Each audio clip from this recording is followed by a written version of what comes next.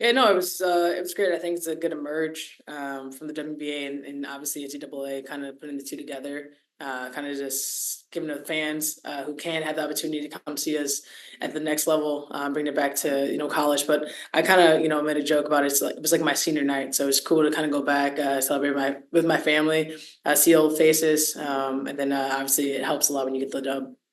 And just a quick follow up going into the season, obviously a new team, kind of like a new era in your career. But I guess, is there, besides winning, of course, are there any individual goals you set for yourself this upcoming season?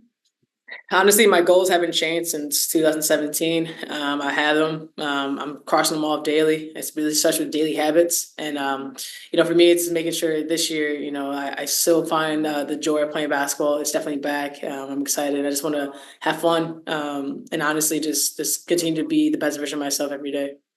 Thank you. Good luck this season. Thank you. We'll go to Andrew. Thanks, Caroline. How you doing, Jewel?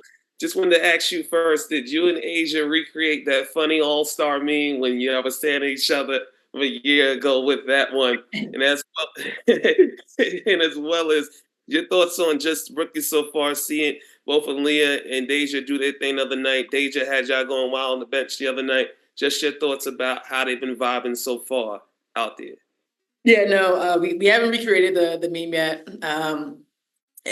That was just a natural reaction. So you guys actually created the meme. It wasn't really us. It was us being us. But yeah, no, I think the rookies came in and they're learning a lot and to see their habits. I mean, they come in, they stay late after practice, and they're asking questions. They're really engaged, and honestly, they're very smart. Their IQ is very very high. So we don't have to necessarily go over a lot of things back to back, which is nice.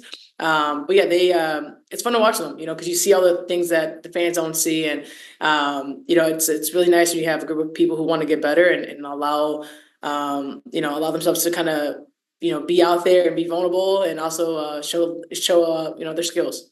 And just real quick, you gave Mike James a shout out there for how he's balling. What's the connection in terms of Mike and how y'all go back apparently? Yeah, Mike's my guy. He's been a friend of mine for years. I support him. I love his game. We have a lot of mutual friends together, but he always checks in on me. I check in on him, and he's just good people. So I'm always trying to support my friends. Thanks, Andrew. We'll go to Case Keeper. Hey, Jewel, thanks for the time. I wanted to ask you, when you came to the team, you talked a lot about bringing a new mindset. You kind of already mentioned personally your joy, but just with you guys kind of bringing the hunger out of each other and having something to prove. Now you've kind of got to put that into practice with training camp and a few preseason games.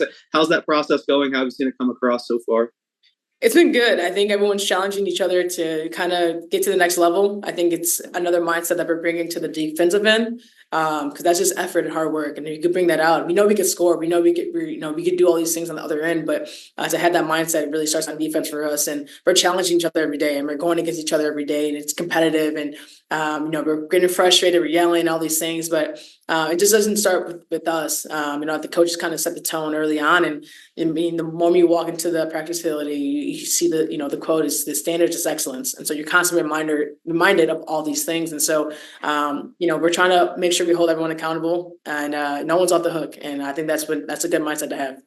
How have you personally been able to kind of keep that mindset, still have something to strive for after you've kind of accomplished just about everything you can in the league? Listen, for me, it's really just being myself. I'm always going to compete. I'm going to make sure I'm always in shape. I'm going to, talk when I need to. I think my effort and how I show up and my actions speak a lot. And I'm still learning. I'm still new here too. So I'm still learning myself and the offense and defense and everything here. But the biggest thing I do is compete. And that's something I know I can always do no matter, what's going on the offensive end, defensive end. I can always play hard. Thanks. We'll finish with Nikias.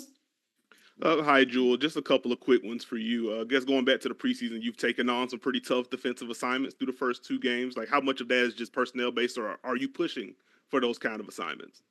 No, I think for me, my defense has been pretty good. Last year was one of my best defensive years I've had in my career. So for me, I think it's good to kind of keep adding things to my tool bag and also help Jackie as well. Jackie has been the number one defensive player and kind of takes her a break, and we can vice versa. But I think just the personnel we have, I think we could really set the pace and tone on defense. I'm trying to do my best at that.